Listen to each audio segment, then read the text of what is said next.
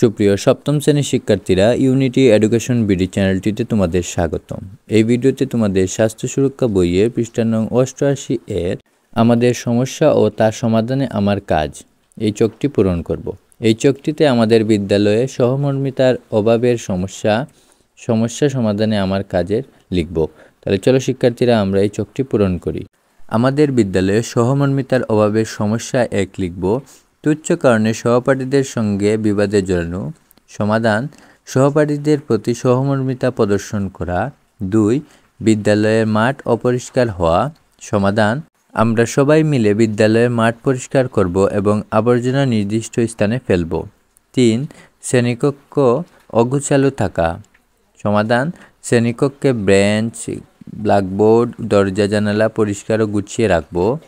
4. বিদ্যালয়ে পিছিয়ে পড়া শিক্ষার্থীদের মেধাবী শিক্ষার্থীরা সহযোগিতা না করা। সমাধান: পিছিয়ে পড়া সহপাঠীদেরকে পড়ালেখায় ভালো শিক্ষার্থীরা সহযোগিতা করব। 5. শিক্ষার্থীরা একে অপরের সাথে বিভিন্ন বিষয়ে ঠাট্টা বিদ্রূপ করা। সমাধানে লিখব: বিদ্যালয়ে বড়দের সম্মান করব এবং ছোটদের স্নেহ করব।